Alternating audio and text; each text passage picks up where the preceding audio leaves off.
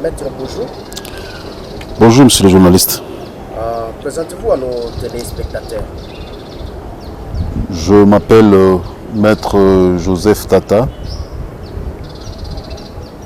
Je suis un avocat, un chercheur, mais également un enseignant à l'université.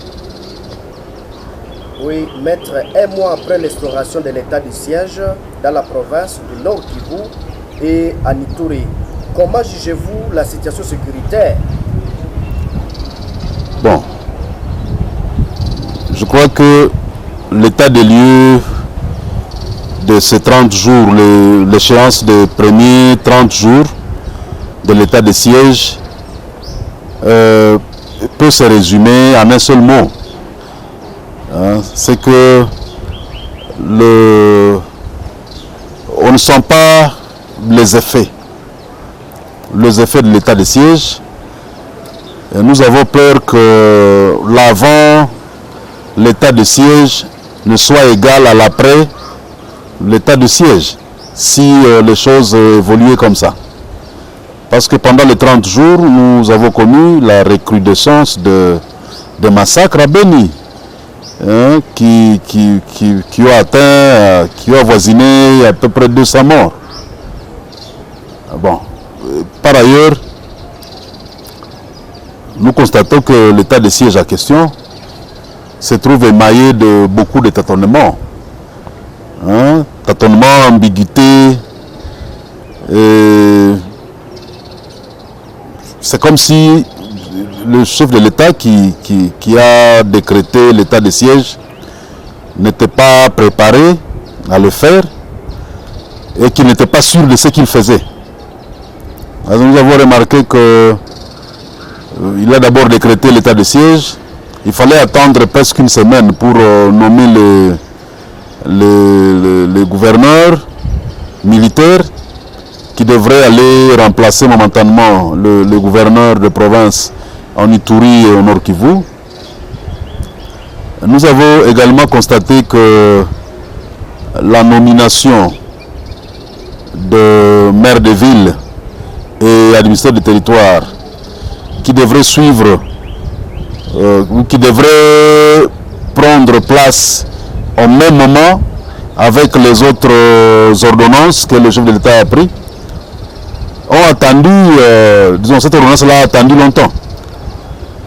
On est venu les nommer après 19 jours d'attente. On ne sait pas pourquoi tout ce temps-là. Dans l'entretemps, les gens étaient en train d'être massacrés. Et les gens continuent d'être massacrés. Et après cette nomination-là, tous les 30 jours, on n'a pas vu ces gens-là affectés à leur poste d'attache.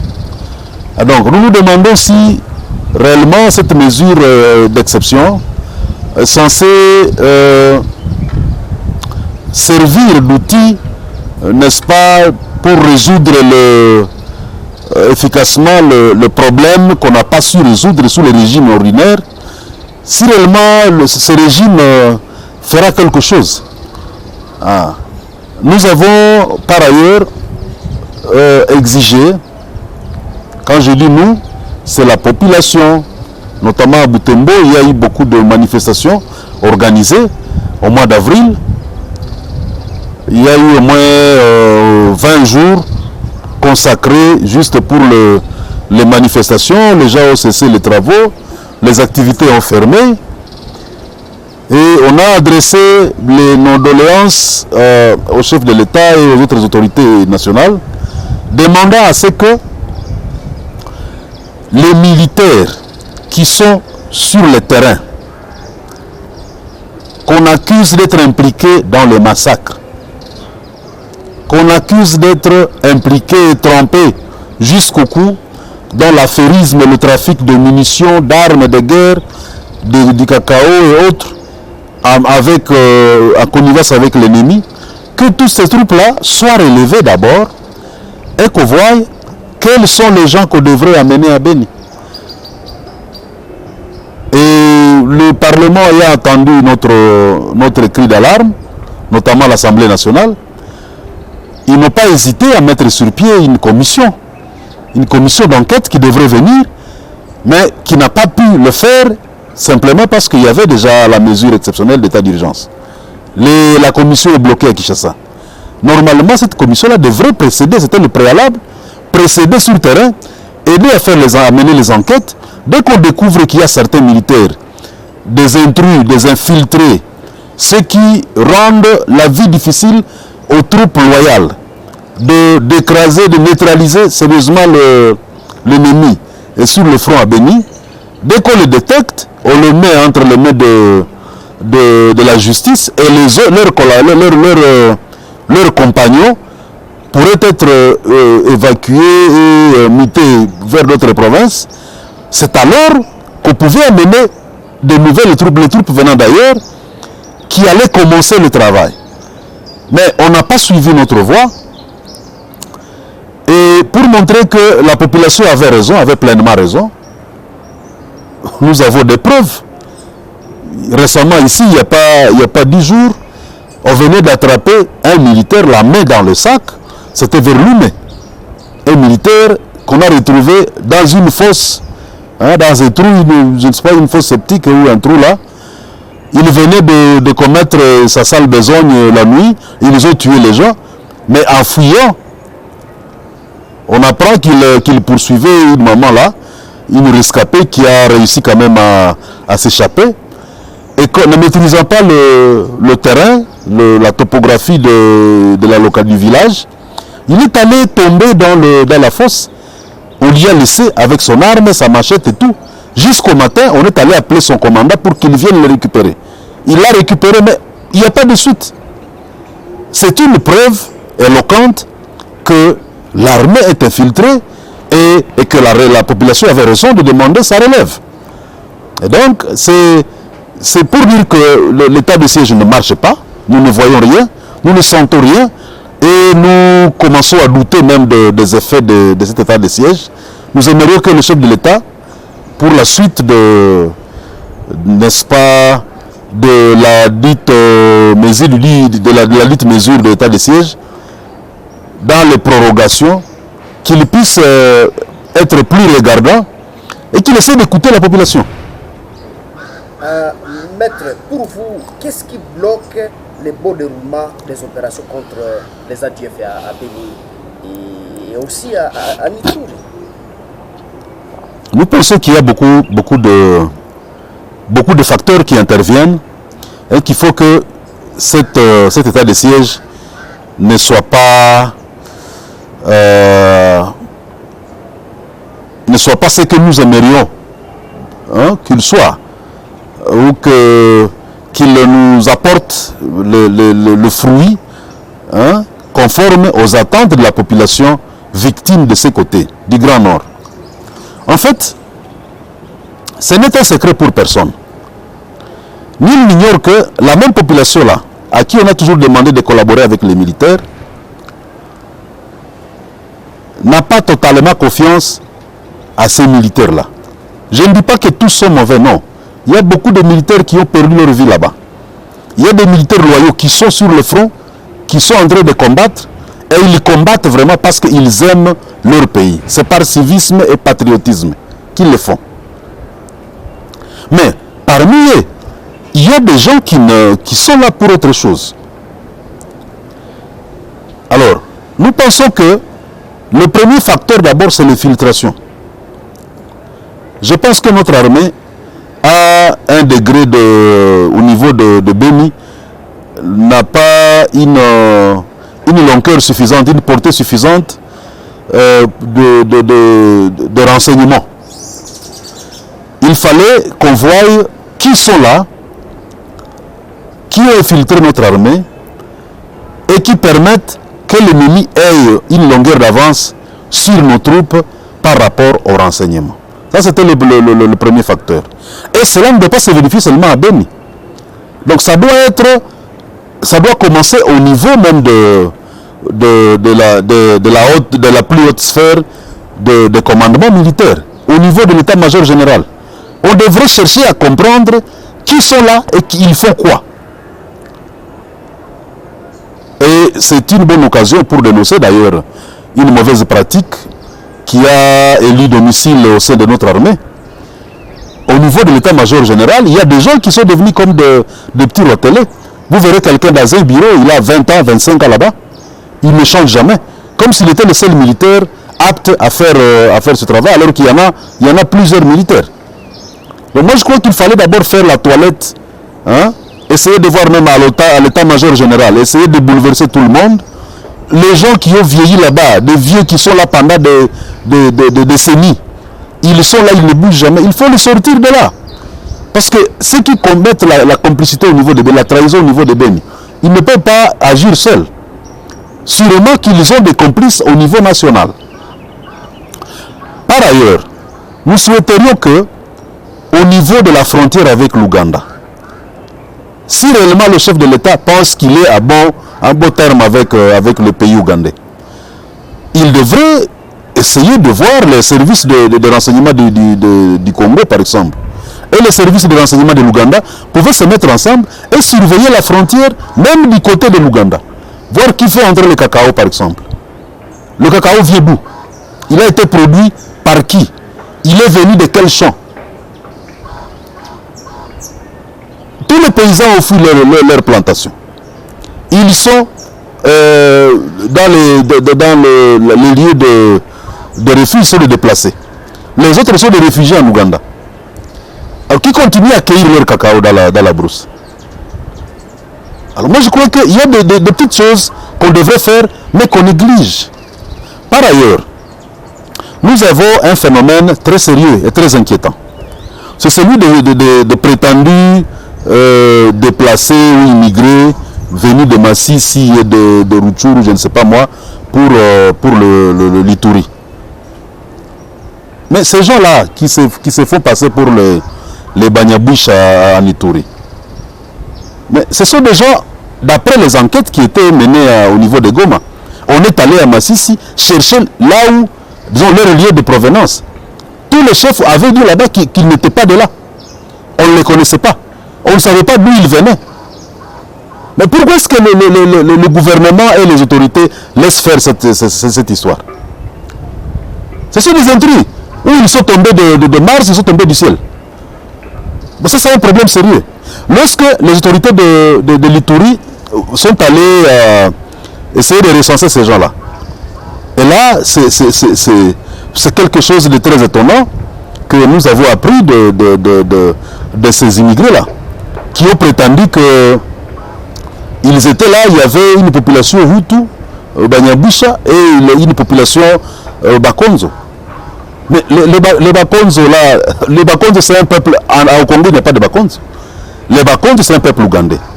Pour que les Bakonzo se retrouvent sur le territoire congolais, sur le sol congolais, le HCR, les hauts commissariats des réfugiés, devraient savoir qu'il y a des déplacés ou des réfugiés qui ont quitté l'Ouganda pour le Congo. Qui avait enregistré ces gens-là?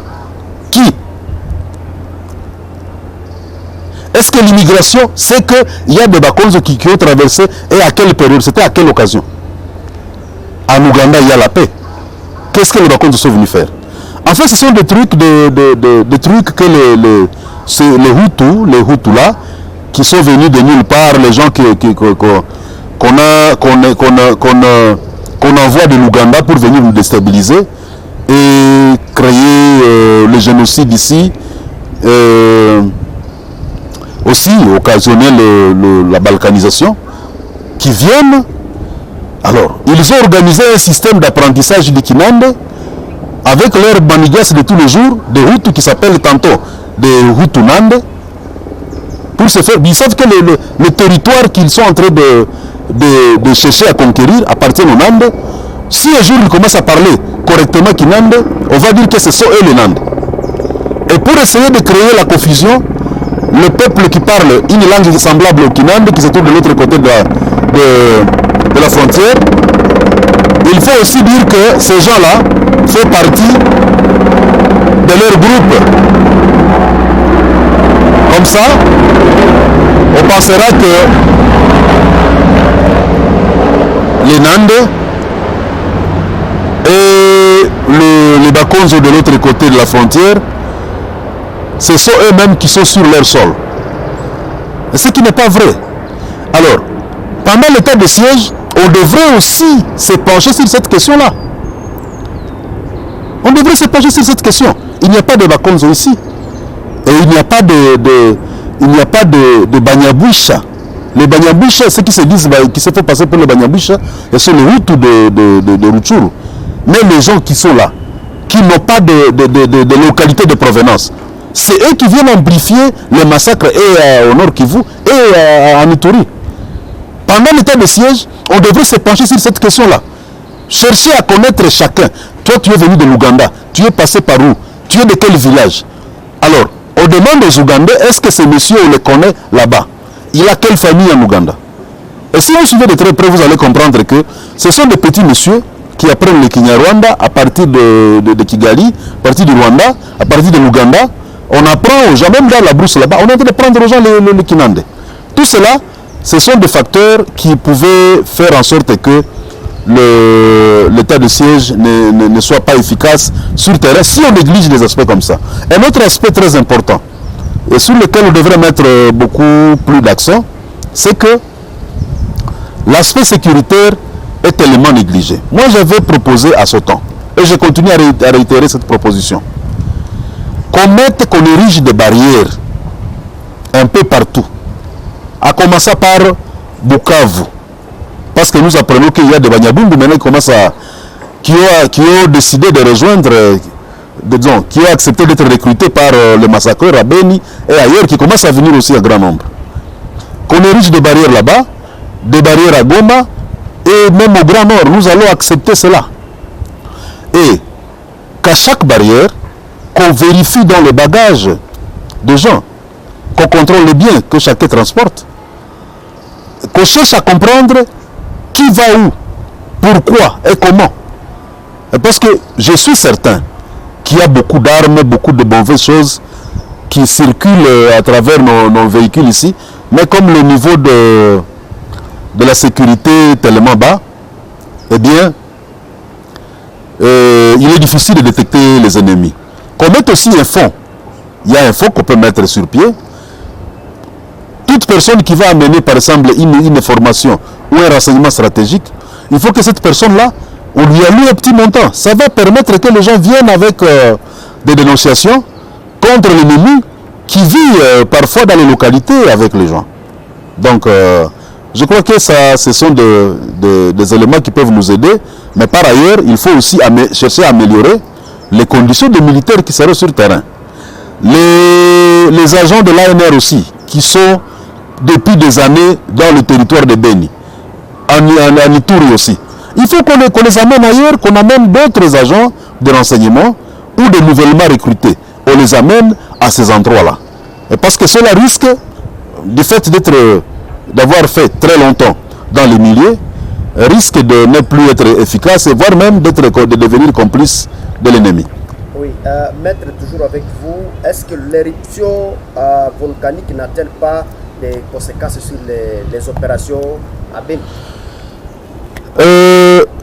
Malheureusement, oui, au Nord Kivu, nous constatons que le gouverneur qui est arrivé a semblé oublier qu'il a été envoyé, non pas pour gérer les questions de calamités naturelles, mais il a été envoyé pour un objet bien précis. Les massacres, mettre fin au génocide qui se vit à Beni. Il n'est pas venu seul. On lui a adjoint 5 collaborateurs. Il y a aussi le vice-gouverneur qui est là. Alors, nous sommes en train de demander avec insistance qu'il ne soit pas distrait par les histoires, la gestion de la crise liée au volcan. Non. Lui devrait descendre à Beni, venir s'occuper de tout ce qui se passe à Beni. Suivre de près comment les commandants se comportent. Tous ces commandants ici, qu'on a toujours accusés de ne pas être actifs, n'est-ce pas, lorsqu'on les informe de la présence de l'ennemi dans les localités, dans les villages. Mais ils sont condamnables, c'est coupable, c'est une trahison. Vous laissez l'ennemi tuer, exterminer la population, vous êtes là, vous ne répondez jamais aux alertes. Qu'est-ce qu'on fait de ces informations-là? Donc le gouverneur, cette fois-ci, étant plus proche de ces populations-là, le gouverneur devrait voir comment vérifier ces questions-là et suivre de près. S'il y a un commandant qui se comporte comme ça, il le récupère et on le traduit en justice.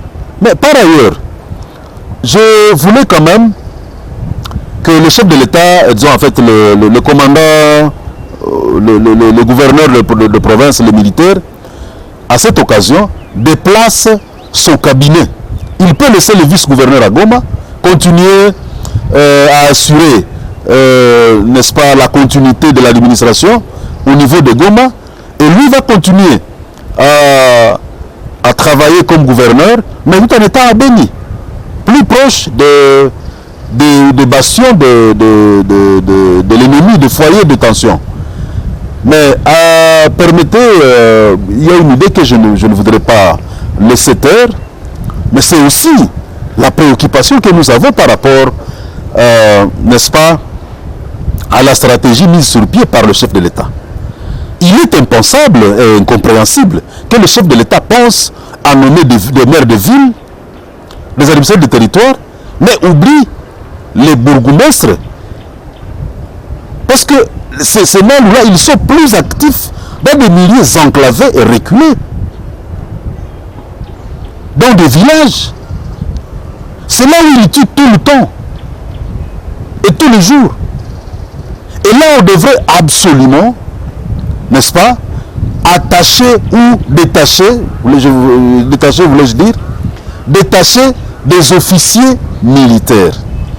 Des officiers qui deviendraient des bourgmestres délégués dans la tête des communes rurales, des chefs de secteur ou de village, des chefs de localité. Il fallait mettre les officiers là-bas. Comme ça, chaque officier, il sait qu'il contrôle par exemple 5 km², 20 km². Il est là avec les troupes et il peut rendre compte. Mais quand vous laissez un commandant isolé là-bas, il est seul avec son commandant opération. Il suffirait qu'il soit d'accord ou qu'il soit complice les deux. Il peut faire des histoires là où on ne saura pas. Mais quand on a un administrateur et la police et les militaires qui sont là, ils dépendent administrativement, n'est-ce pas, de cette autorité locale, mais bon, techniquement, de son commandant. Et nous pensons qu'il n'est pas encore trop tard pour mieux faire. Il faut que, absolument, le chef de l'État puisse nommer un bourgmestre délégué à Kassimbi, un militaire, qu'il puisse nommer des consorts. Et cela rendra plus efficace, n'est-ce pas, l'action de notre armée, et ça pourra nous donner l'espoir qu'à la fin, qu'à l'issue de ce régime d'exception, on pourra quand même s'attendre à un certain résultat. Mais dans le cas contraire, nous avons peur que ce régime ne soit un régime que nous risquerons de regretter un jour, hein, une mesure inutile. Oui, maître. Aujourd'hui, qu'est-ce qui doit être fait concrètement pour un résultat meilleur des opérations contre les ADF et groupes armés qui met la région du Nord Kivu et à Ituri? Donc, comme je venais de le dire, plus concrètement, voilà les propositions que je vais te donner parce que nous sommes en état d'urgence. Mais, pendant l'état d'urgence, si le chef de l'État pouvait associer à toute cette batterie de mesures qu'il venait de prendre, s'il pouvait y associer par exemple la formation paramilitaire de toute la population, selon les classes politiques et les catégories socio-professionnelles par exemple, ça serait encore plus intéressant. Ça serait vraiment plus intéressant. S'il pouvait prendre, pendant cette période, demander à la population, par exemple, de l'Ume qui est endeuillé tous les jours, qu'on massacre tous les jours. L'Ume Moutouanga dans le secteur Rwenzor. On prend la population de Beni, voire même la population de Butembo et d'ailleurs. Mais même en Ituri. Alors, chaque 6 heures du matin, nous nous réveillons, avant d'aller au boulot. Vous passez dans votre commune, on organise, n'est-ce pas, un espace d'entraînement paramilitaire. Vous pouvez faire 2 jours, disons 2 heures de temps par jour, et cela pendant 3 mois. Les gens vont apprendre les notions de civisme, de patriotisme, ils vont apprendre aussi à manier l'arme. Cela n'est pas incompatible avec l'état de siège. Ce qui est incompatible, ce sont les manifestations publiques susceptibles de troubler l'ordre public et d'apporter un peu d'ambiguïté et d'embrouillement sur l'action militaire dans la zone. Mais si les gens doivent apprendre l'arme, préparer la population à appuyer l'armée à toutes les fois que cette armée pourra se retrouver débordée par l'ennemi. Moi, je ne vois pas le problème, donc il n'y a pas d'incompatibilité. Le chef de l'État peut se saisir aussi de cette occasion, n'est-ce pas, pour permettre à ce que l'article 63 de la Constitution soit mis en œuvre. Cet article consacre la participation de la population civile à la défense de la patrie. Et les constituants appellent cela un droit et un devoir sacré. Donc, c'est un appel que nous lançons une fois de plus à l'endroit du chef de l'État qui est le commandant suprême, le garant de la paix. Eh bien, je crois qu'il n'aura rien perdu.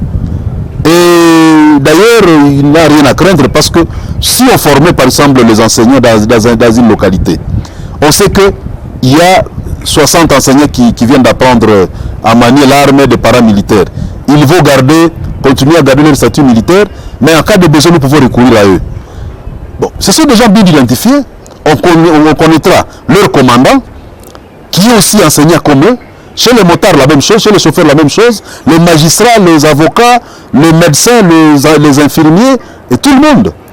Et ces gens-là, en cas de besoin, on pourrait chaque fois les donner, leur distribuer les armes. Ils les utilisent à la fin de la journée ou à la fin des opérations. On les récupère et eux rentrent dans leur n'est-ce pas, travaux ou professions habituelles. Et cela, c'est quelque chose qu'il fallait cette fois-ci capitaliser pendant n'est-ce pas, cette période d'état de siège. C'est vraiment très important. Et je reviens et j'insiste, ces gens-là qu'on appelle les soi-disant Banyabisha, soi-disant Zmaki, qu'on accuse d'ailleurs à Nituri, on les accuse déjà d'être les massacreurs, comme ils massacrent les gens ici, ils commencent à massacrer les gens à Nituri, que le gouvernement s'y penche sérieusement, qu'on demande d'abord à ces gens-là de rentrer chacun là où il est venu. S'ils sont de Massissi, c'est le Congo, que chacun ait montré sa parcelle, de là où il est venu.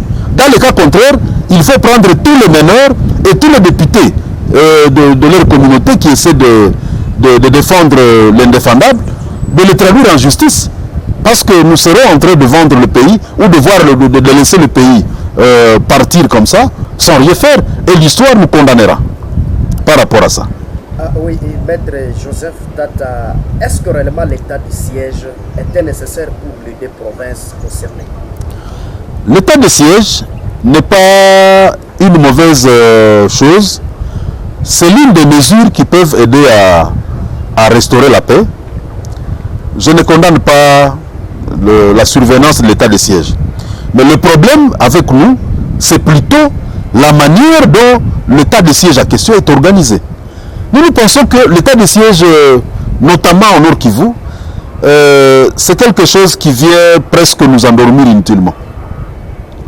Les gens continuent à mourir comme avant. Nous ne sentons pas le changement.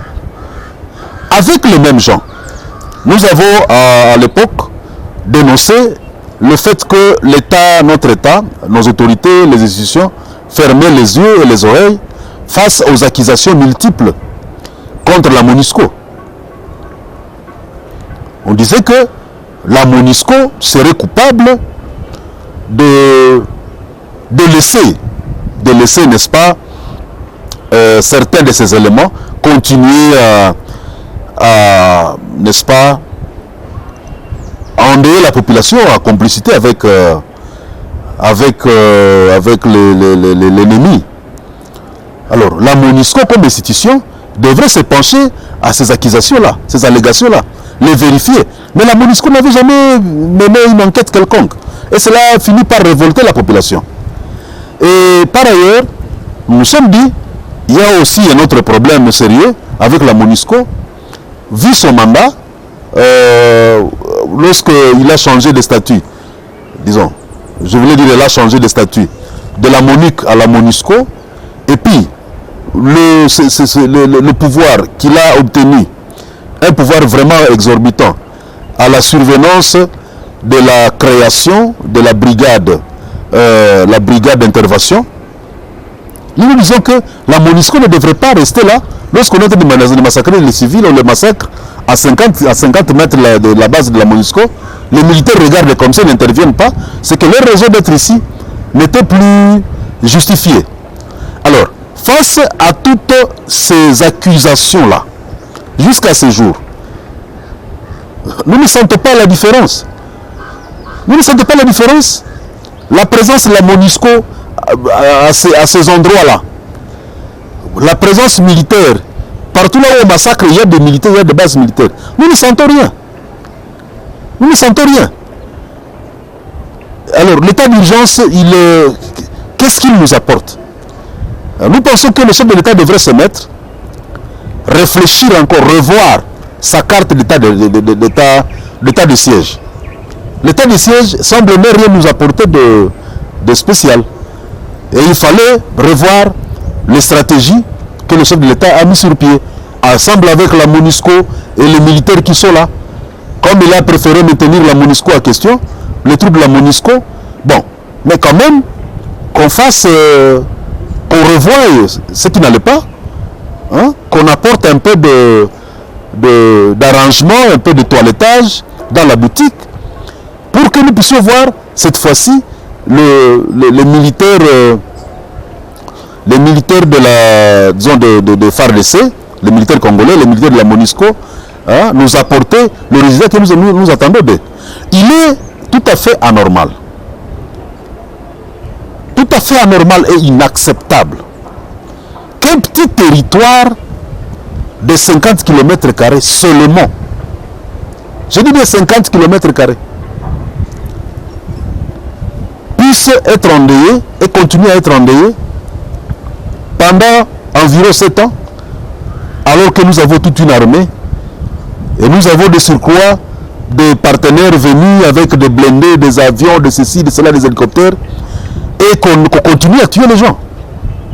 Alors nous risquerons, les gens risqueraient peut-être d'accuser un jour, même les autorités de cette République, de cet État, d'être quelque part complices, probants, de l'État probant. Nous ne voulons plus voir le sang des gens continuer à couler à Béni.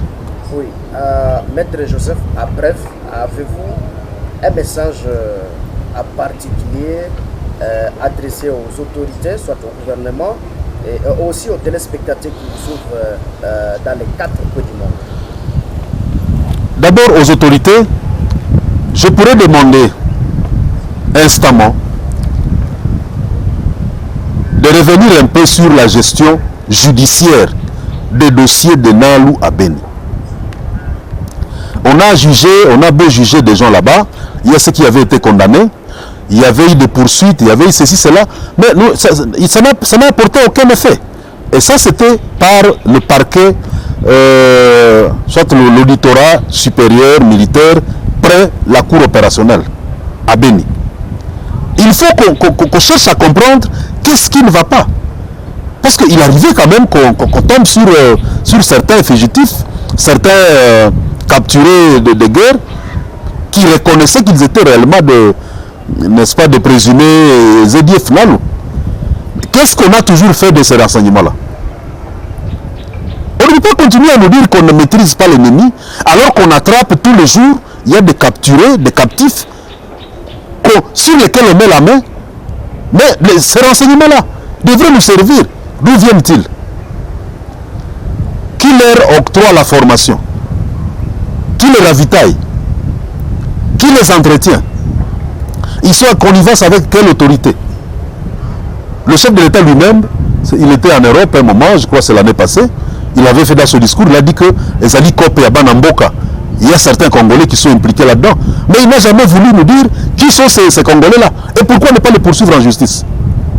Monsieur Mbosso, le président de l'Assemblée nationale, est revenu sur la même chose et il a dit, c'était à l'affirmatif, il a utilisé le mot indicatif, disant que les députés devraient quitter les groupes armés. Il a affirmé qu'il y avait des députés qui étaient impliqués. Pourquoi est-ce qu'on ne commence pas par là? Déloger ces députés-là, les arrêter. Et donc vous comprenez que nous sommes face à un silence coupable. Or, en droit congolais, lorsque il y a la trahison, ou plutôt une atteinte à la sécurité de l'État, et l'atteinte à la sécurité, disons, l'atteinte à l'ordre public, vous êtes informé, vous vous taisez, vous ne livrez pas l'information. La loi dit que vous êtes condamnable au même degré que les acteurs qui veulent perpétrer, qui veulent attenter à ce de silence. Donc vous comprenez que les gens doivent se réveiller. Les gens doivent se réveiller. La population congolaise n'est plus dupe. Nous aimerions voir clair dans cette histoire et nous aimerions que ces massacres, ces génocides cessent pour de bon. Par ailleurs, je suis en train de me poser la question de savoir pourquoi est-ce que le commandement militaire n'envoie pas des hélicoptères à Beni, des hélicoptères militaires à Beni, comme ils le font en Ituri. Parce que là, les militaires, les troupes au fond, bénéficient de l'appui militaire des avions. L'aéronautique militaire est en appui des troupes au sol. Pourquoi est-ce qu'on ne fait pas autant au Congo? Disons au Nord Kivu et précisément à Beni. Par ailleurs, le chef de l'État, pourquoi est-ce qu'il n'enloue pas des avions de guerre pour appuyer ce qui se passe à Beni? Je crois qu'il faut aussi des avions de guerre et des drones pour rendre l'action plus efficace sur terrain. Donc voilà toute une batterie de propositions que je peux formuler à l'endroit des autorités. Maître Joseph Ouletata,